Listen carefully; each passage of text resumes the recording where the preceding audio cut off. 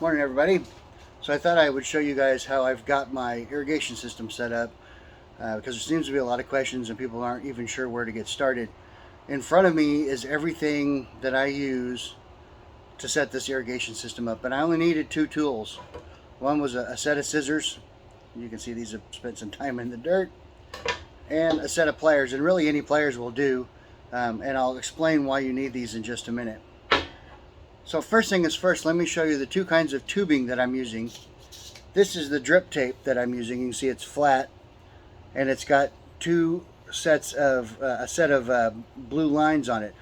The drippers are actually in between these two lines, and let me show you what this looks like inside. I'm going to cut a little piece off here, and we will open it up. And inside this, what you're going to see is there's a strip. See that? You can see that little strip right there. All the slits are in that strip. This is just a little reinforced nylon strip that they've heat glued inside here. But every 4 inches there's going to be a cut inside that. But that's all it is. It's super thin. You can see how thin it is, and it's actually kind of fragile, so you got to be careful with it. But that's the drip tape itself. The other thing that I'm using is 5/8 inch tubing, which looks like this on the end. And I've got whole rolls of all of this stuff, but I cut off a piece for an example. And believe it or not, these scissors are good enough to cut this. All you've got to do is work at it a little bit, but it will cut a piece off. There you go. And you can see that it works. Oh, there is one other tool, and that is a lighter. And not just any lighter, but a torch style lighter. You want a torch style or cigar lighter. And the reason why is because what they say is in order to get all the fittings in this, you've got to heat it up. And what they recommend you do is they recommend you put it in boiling water and let it sit for a minute. Well, I'm not going to carry boiling water out into my garden. It won't stay boiling, number one. And number two, it's not fast enough. So let's go over the fittings. So we have two kinds of fittings. The first kind are these locking style fittings that look like this. This is an end cap fitting for the drip tape, the drip tubing itself. And the way these work is this little collar screws up and down. And it's counterintuitive to what you would expect. This, when it's all the way to the base, that's at its loosest, and you can see the little nipple right there. And then when you screw it up, it actually tightens down onto that nipple. And so your drip tape end goes on this. And let me show you how that works first and foremost.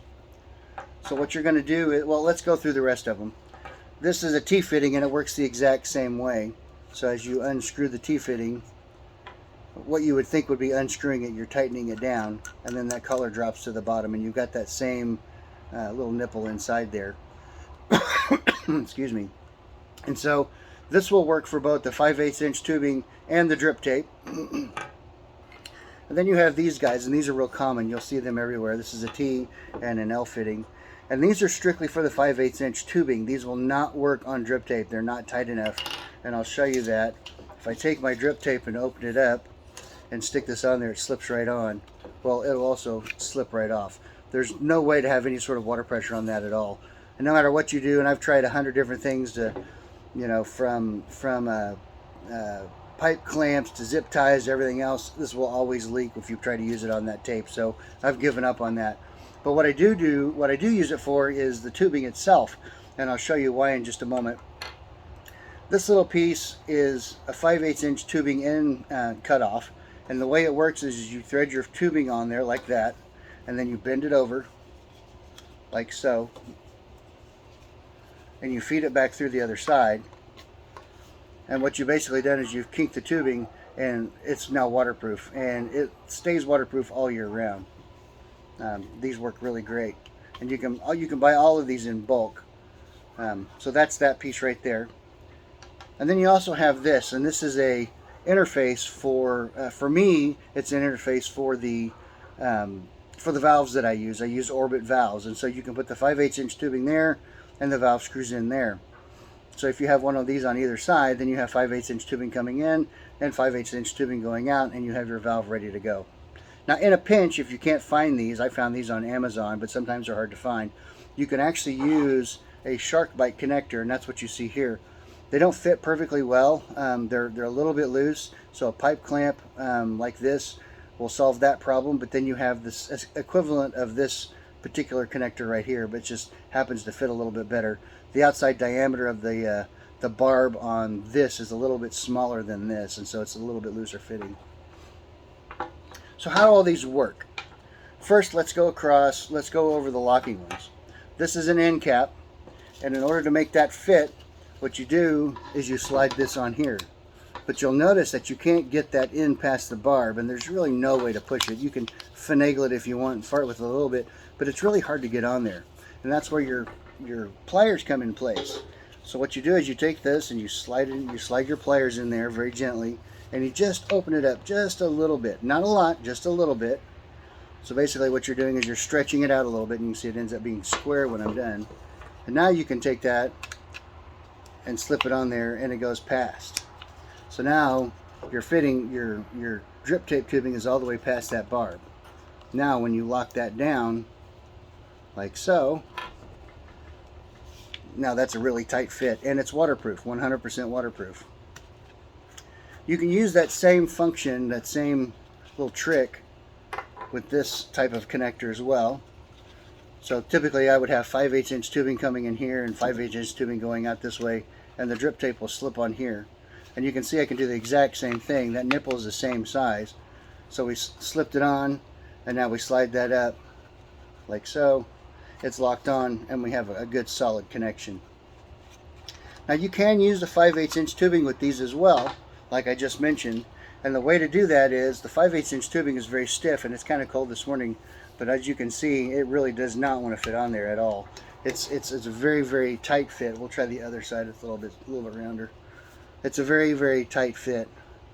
So how do we get around that? Well, again, they say to boil the end in water and blah, blah, blah. Well, that's where your lighter comes into play. So what you want to do is you want to heat that up. And you can do this on the ground out there. It doesn't take a lot of heat. Typically, I roll it a couple of times. You'll see that the end starts to melt just a little bit.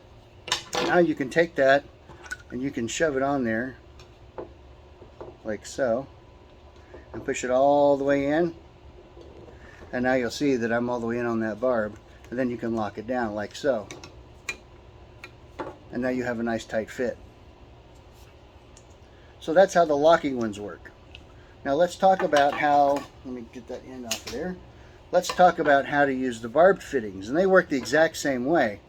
Again, they'll go on a little ways. They're actually designed for this. They'll go on a little ways, but not all the way. So what they recommend you do is heat it up so you can push it on. And again, you can use your lighter to do the exact same thing. Heat it up. Doesn't take a lot of heat, just a little bit. Then you can take your piece of tubing and push it in. And you can get it all the way on there just like that. And that's what you want. You want it all the way up to this shoulder just like that. And you can do that on all the sides. And the 90 works the exact same way. So again, the 90 will kind of slip on there, but not real well. But if you heat it up, you can slide it on there as well. Same for this barb fitting. Heat it up, slip it on all the way as far as you can get it. And if you get it part of the way on, let me show you this. Let's say we heat it up, but we don't get heated quite enough. And you can only get it part of the way on, and it stops like that. You can't get it on the rest of the way. Well, just heat it up some more. You're not going to hurt the barb fitting itself. All you're doing is you're just heating up that tubing. So heat that tubing up, and now you can push it on the rest of the way. And that's what you want. You want it all the way up to the shoulder, just like that. So it's really that simple. That's all the pieces that I've got. We use the tubing as the main water line.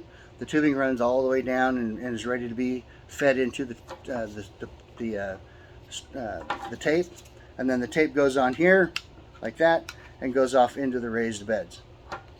And then you have your cap on the other end. That's really it. It's really that simple.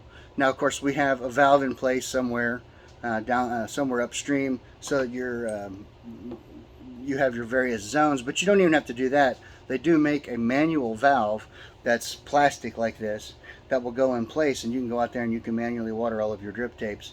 But the drip tapes run at the one I'm using is running at about 2 inches an hour. So unless you want to remember to go out there and change and close that valve, I would highly recommend a timer system. Any of them will work that will suit your needs. I'm using a 16 zone timer, but they have them as small as 4 zones. And they work really good. The one piece that I'm not showing is how do you interface this to like a garden hose. And they make an end like this that has a garden hose adapter on it. It slides on, it's a barb to a garden hose adapter. They also make a slip type that goes on there and slips on. I do not recommend those because they have a tendency to slip off under pressure, and so I don't want to use those. I've had some very serious leaks with them last year. Set the water overnight, come out in the morning, find that slipped off, and we have a big muddy mess and nothing got watered. So I'm not using those anymore.